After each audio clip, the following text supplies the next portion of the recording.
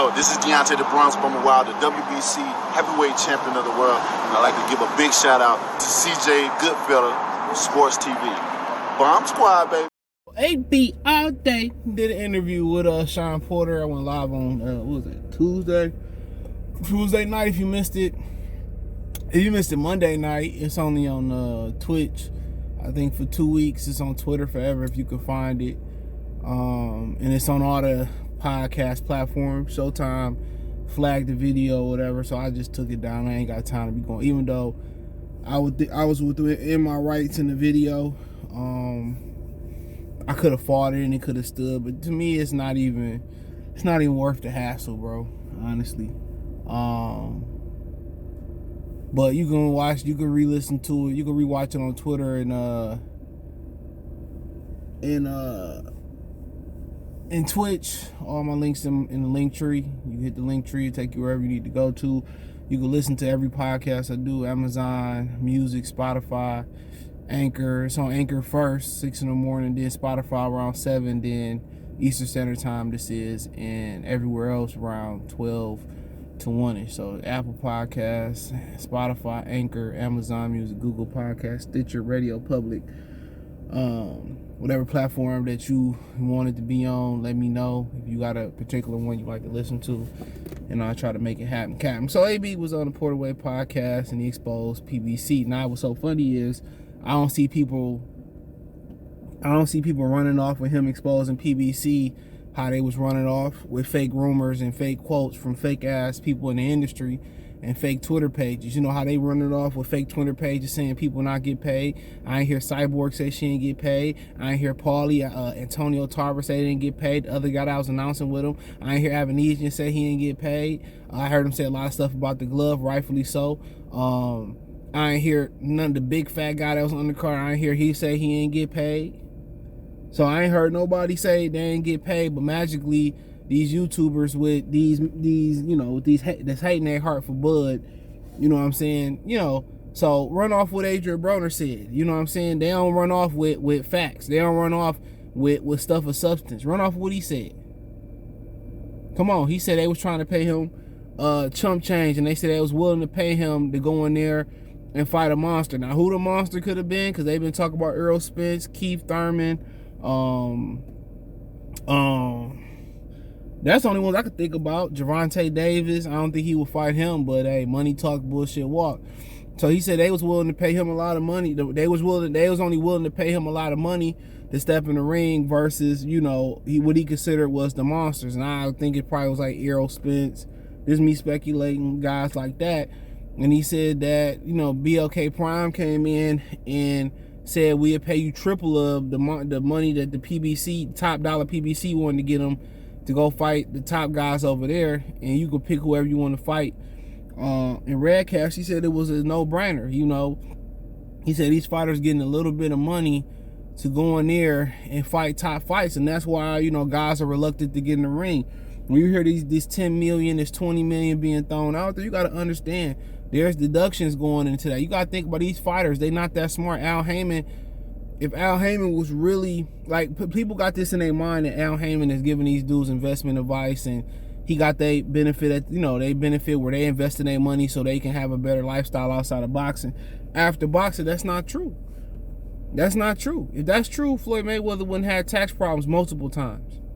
You know, go read what 50 Cent said about Mayweather. He said Al ain't have him a manager or accountant or none of the stuff that wealthy people have or rich people or smart rich people have to protect their money and assets. He said Floyd didn't have nothing of that in place. He said, how you got a Harvard dude that's advising you and you don't have none of the essential things that other successful rich and wealthy people have? How you pose the advance? He said none of that shit was in place. So at the end of the day, you know, if he doing this top client like Floyd Mayweather like that, you know why it is. So he don't have nobody digging into, you know, you go get an accountant, they go through the money, say, well, this shit ain't right. You got money going here, that should be going there.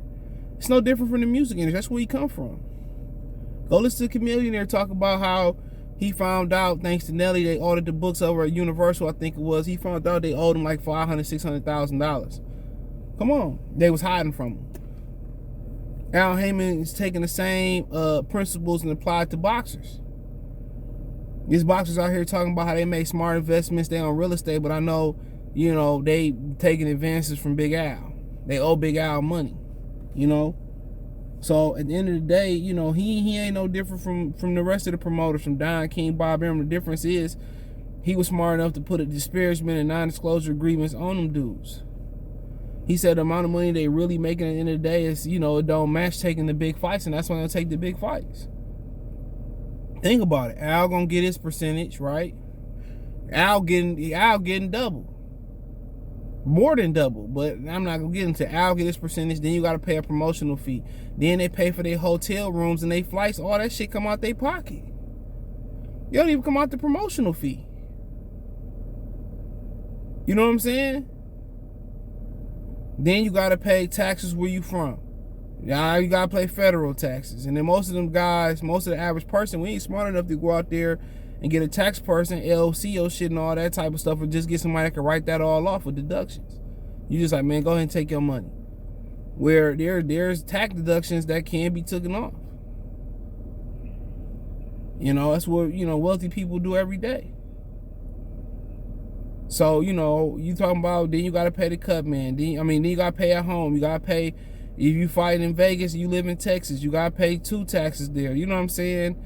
How many times your money getting taxed before it get to it? You got to pay a trainer, got to pay a cut man, whatever. That's, that, a lot of people consider that's chump change. But, Henry saying he got Derrick James as salary employee, whatever. You know what I'm saying? By the time you get your money, it been so much people have their hand in the pocket. You supposed to take home $20 million. You lucky if you bring home $8 to $10 million. Very lucky. So, at the end of the day, he said that, then you got guys like Charlo sitting over there for 18 months. And shit, it's like going on 2 years for Jamal Charlo. He ain't the unified champion, but I get you saying he's sitting on the pine because Showtime don't know what to do with him. He ain't moving no units. Only niggas moving units is M-Pimp, Juice, and us. So Showtime don't even want to put Jamal Charlo back on. Hey, you go ask them about that. That's just what I hear. And I'm pretty sure it's accurate. Very accurate. And he said you sitting there and, y'all wasting y'all career sitting there, 8 to 9, 18, 19 months, 12 months, a year, 9 months. You can't get those years back. And they paying you chump change. And everybody think they making so much money only fight once a year. That ain't what it is. They don't have the fight days to accommodate. And then when they ain't fighting 2-3 times a year, 4 times a year, they borrow their money for Al to get by. I'm telling y'all what they doing, bro. If an NFL player can't afford to miss a week, can't afford to miss a check, what you think these boxers gonna get? What they making, dude, most niggas in the NFL making, come on, the backups getting. Real talk. Come on, especially the NBA. NBA players can't afford to go on strike and miss a week or two, dude. Miss a game check or two. People don't understand, dude. A lot of people say, well, you making all that money because if your money up here and your means is there or higher, that's why a lot of people believe in. That's why I believe in. You live here, I live here. My money can get me here, I live here. Especially in this erratic economy, that's what I believe in. That's why I still live where I live at. Of course, I could move way nicer. But you don't know with this economy and how that's going. You don't know. The jewelry I seen in the fighter, I ain't gonna say his name, Sean knew who he sent it to me. I'm like, buying jewelry and shit. I'm like, bruh. And that's embedded in people's DNA though. When you go back to the beginning in Africa, when they tell you an Egyptian, you see the gold and you see the drip, that's in niggas' DNA. We love from the beginning to have shiny things. You know what I'm saying? We come, a lot of people think we originated from the continent in which a lot of those natural resources, diamond, gold, and all that type of stuff come from. But they robbed them. As soon as they, you hear Dr. Umar Johnson on the Breakfast Club trying to trying to excuse them for being part of the European slave trade, talking about, well, they didn't know no better. But that's why they got what they got. And they started working with the Europeans. A lot of times they were saying, well, they was just trying to get the Europeans to leave because they was bringing diseases and sicknesses that, they couldn't heal there. And that's kind of was part of their excuse for kind of like, here, just take these people and go ahead and just get up out of here. But they was part of it too.